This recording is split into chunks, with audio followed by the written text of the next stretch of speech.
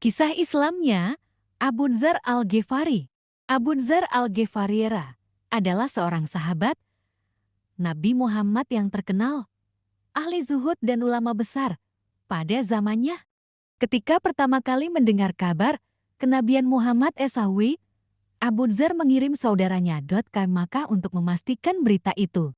Ia berkata kepada saudaranya, apabila ada orang yang mengaku telah datang wahyu kepadaku dari langit, maka selidikilah ia dan dengarkan dengan baik kata-katanya. Sebelum lanjut, jangan lupa like, subscribe, dan komen.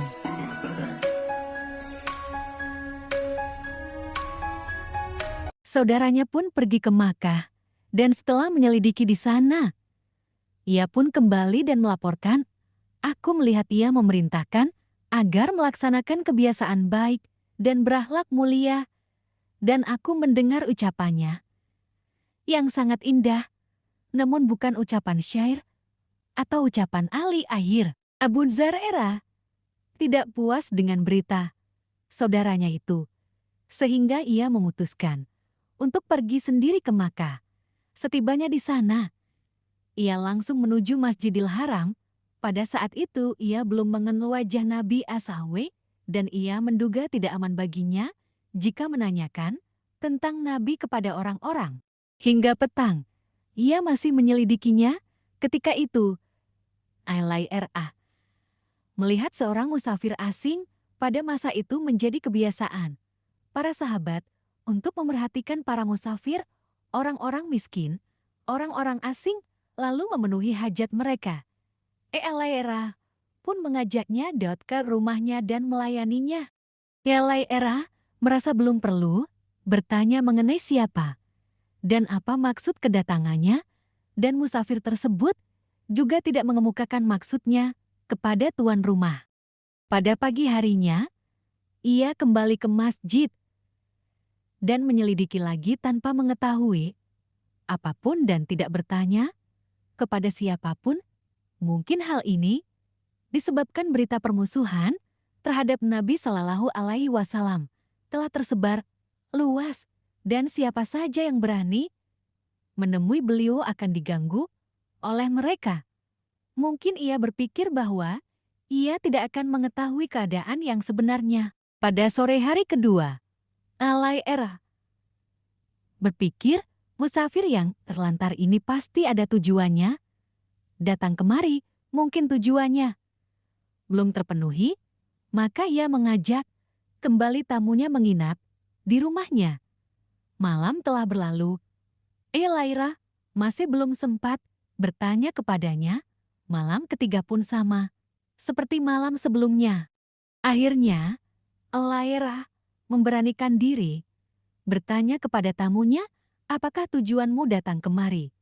Setelah meminta Elai bersumpah dan berjanji akan menjawab jujur setiap pertanyaannya, barulah Abu Dzar mengutarakan maksudnya. Elai berkata, sungguh beliau adalah utusan Allah. Jika esok pagi aku pergi, ikutilah aku. Aku akan mengantarmu kepada beliau.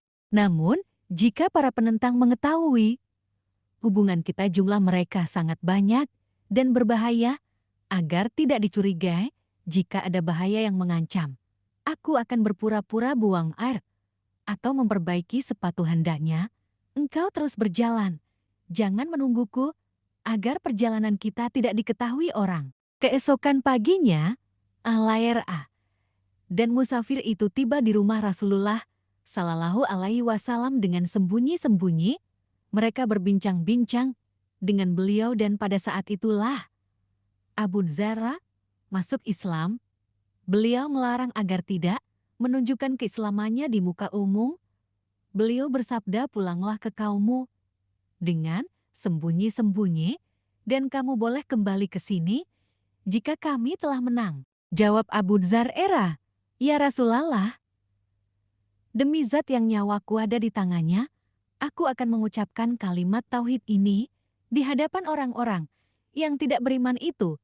Lalu ia segera pergi ke Masjidil Haram, dan dengan suara lantang ia berteriak, asyhadu alla ilaha illallah wa asyhadu anna Muhammadar Rasulullah. Artinya aku bersaksi bahwa tiada Tuhan selain Allah, dan aku bersaksi bahwa Muhammad adalah utusan Allah. Selesai mengucapkan kata-kata tersebut, orang-orang menyerangnya dari segala arah. Tubuhnya terluka hebat. Bahkan ia hampir menemui ajalnya. Untunglah paman Nabi As'awi, Abbasra yang ketiga itu yang belum masuk Islam, melindungi Abu Dzar. Dengan tubuhnya sambil berteriak, "Kalian sungguh zalim, orang ini orang Gifar. Kabilah ini tinggal di antara jalan menuju Syam.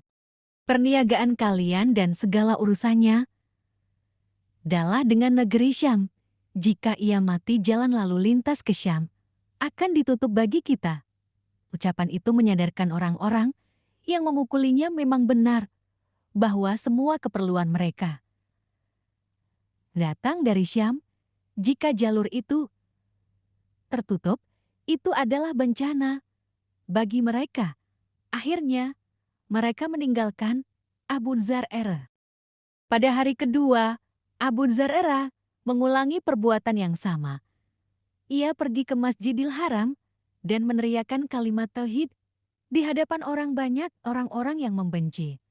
Ucapan itu pun kembali memukulinya, dan pada hari itu, Abbasera jugalah yang mengingatkan kaumnya bahwa jika ia mati, maka jalur perdagangan mereka akan ditutup. Terima kasih.